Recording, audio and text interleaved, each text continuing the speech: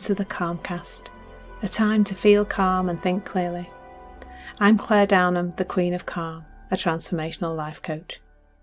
I was a burnt out head teacher who finally made the journey to calm after years of trying, and I want to prevent you from having to do the same.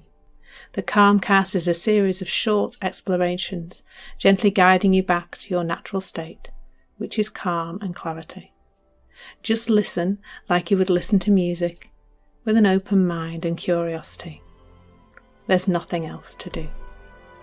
Now let's relax into today's episode. So today, how to stop stressing the easy way. And I'm making this episode.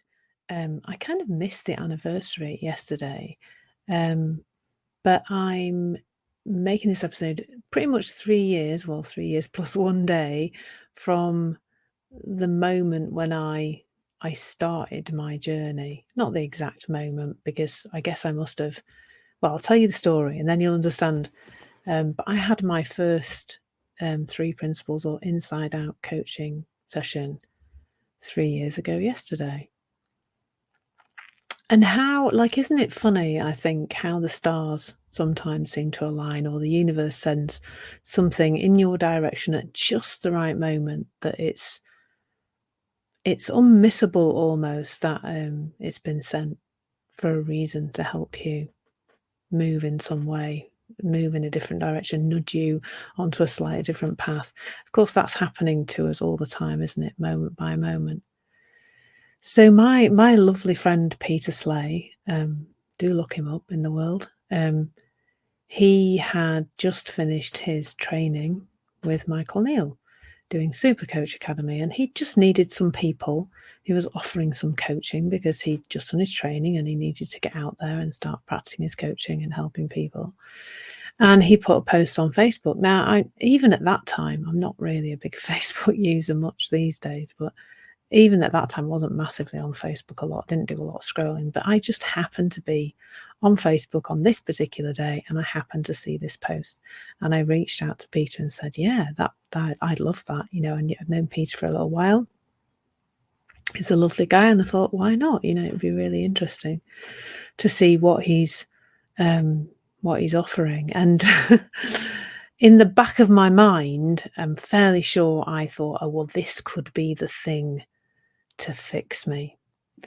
Now, it's probably worth me talking a little bit about what I thought needed fixing in me. We've all got something, haven't we? Maybe some of us have got multiple things.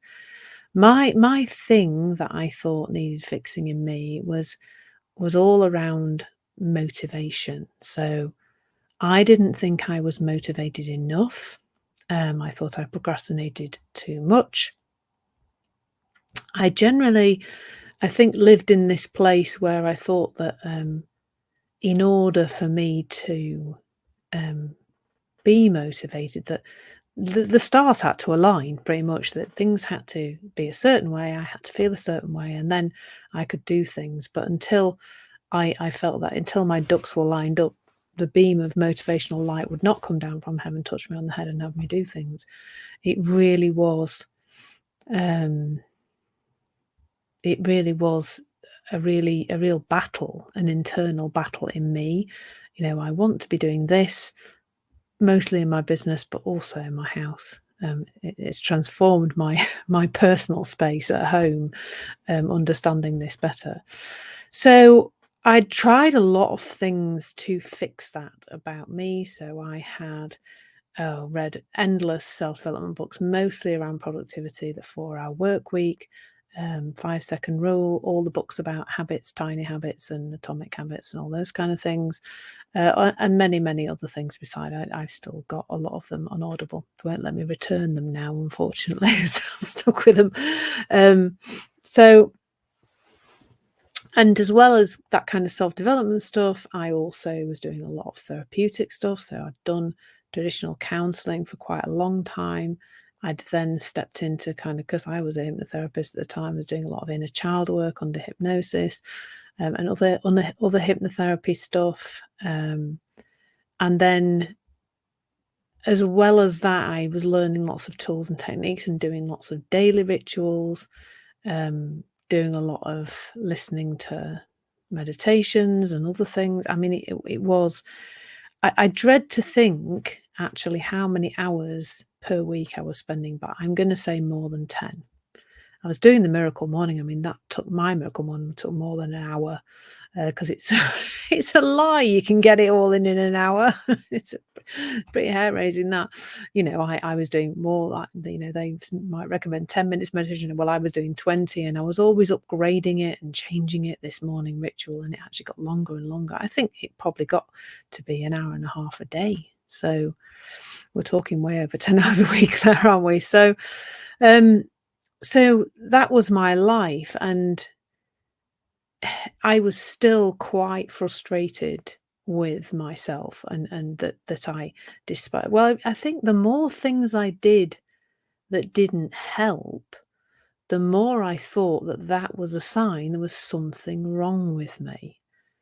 Because otherwise, the people sharing these tools and techniques are telling you that they work and that they're going to sort you out. And so when you are not sorted out by them, you start to think, well, it must be me. There must be something wrong with me. That's why I'm unable to get better from doing all these tools and techniques. So I think that's what I kind of bought into. So I don't remember much about Peter's lovely coaching in the first session. What I do remember is the amount of tears and snot that was involved, because I was, by that point, probably frustrated, probably quite stressed about it all, actually. That my head was very full and very busy with the idea of me not being okay. And I was putting a lot of effort, and I was thinking about myself far too much, really, which is never helpful, I've since discovered. And so the first session was tears. There was a lot of tears. I definitely remember Peter having to go out of the room to go find some more tissues because I was crying so much, and getting into a real state. But something happened. Even in that first session, I knew there was something in what he was saying. Now, I did a bit of but surely, but a bit of that. I definitely did about. Are you sure? Are you sure this is all inside out? But what about these things? And what about this? And there was definitely a bit of that. But he gently pointed me to look in a completely different direction. It was almost like I'd been looking to the left, and this is how life works, and Claire's broken, blah, blah, blah. And he just said, no, why not just leave that for a bit? Because clearly looking at him, poking and prodding it isn't working. How about looking over here to a different consideration of how life works, a different way to look at how life works? And I was just thinking then, as I was saying that, well, is it true? Like, 3 principles is I think it's true. I think it's a fundamental truth about how human beings work. But do you know what? I don't really care, because actually by looking in that direction, by looking for it to be true, my life has transformed. Now, I don't mean like I now live in a big flash house and got a flash car and that kind of change. That's not my idea of success anyway, to be fair. But my life has changed internally. My experience of the same circumstances, or very similar circumstances, as it would have been 3 or so years ago and how it is now, is completely different. My experience of things that I used to think really did my head in, quite frankly, now they just don't bother me anymore. Which means I'm just having this really so much nicer experience of life, which is jolly lovely. Thank you very much. It really is jolly lovely. I mean, who am I? Why am I saying jolly lovely? I don't care, really, but it's just so nice. Like, what can I say that's changed? My relationships with everybody and everything have transformed. There just seems to be so much more love in my heart. Like, but it's always been there. It just was, excuse me, it was just very covered up by my ideas about how people weren't really good enough or doing enough, or that I wasn't good enough or doing enough. It was all very covered up before. I like myself more than I've ever liked myself. Like, I really like myself now, and I didn't before, I'll be honest with you. And I like everybody else so much more. And I like life so much more.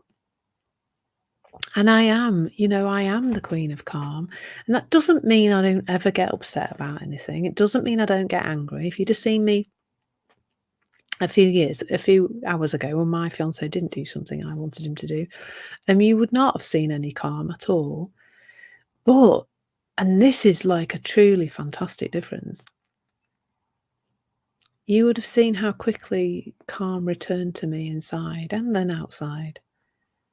I didn't beat myself up because I lost my shizzle for a minute or two, and therefore there was no guilt. There was none of that, which is such a transformation for me, because I used to spend a lot of time beating myself up for not being calm. I'm having a little moment and a little cry there. I would say I'm so much more content. Like, it doesn't take much to make me get quite excited. Like, I don't know, these days in Farsley we have a lot of birds of prey flying over, and if one flies over, I'm just, wow, bird of prey. I'm like absorbed in these very momentary, fleeting things that are just so pleasant. And one of the things that's coming up a lot at the moment, it being January, is we've had a bit of grotty weather here. I'll not deny it. But that I'm not as shoved around by that as I used to be. Like, it's a beautiful day today, blue sky, freezing cold, blue sky. But I don't feel as dictated to in terms of my feelings because of the weather or because of anything else outside of me. So my emotional line is this lovely kind of smooth curve. Occasionally there's a little downward spike, but I bounce back up. So I guess I would say I connect to my resilience much more easily now, and I respond more than I react most of the time, which is ace and nicer for everybody around you. So I want to bring this to a close now, because it's I've been talking quite a long time for me. But what I would say to you is, don't wait. Don't plough through any more tools and techniques, please. If wherever you're listening to this or watching this, there will be a way somewhere here to connect with me. Book an hour of coaching. Start that journey. Your life is too short to live it feeling there. It's just too short. And the outside of your life might look just peachy, but if the inside isn't, then it's not going to be so much fun. And what if both were amazing? What if you had all the outside loveliness and inside felt lovely too? That's available to each and every one of us, and no one should live a day feeling crap. They just shouldn't. So please do reach out. Join the 5 Simple Truths to take you closer to calm too. That there will be a link to that around here somewhere. And take care. Lots of love. Thank you so much for listening. There's nothing to do now but bring some awareness to how this is working out in your life. Listen regularly to experience longer and longer periods of calm. This has been the Calmcast with Claire Downham, Queen of Calm. Take care and keep listening.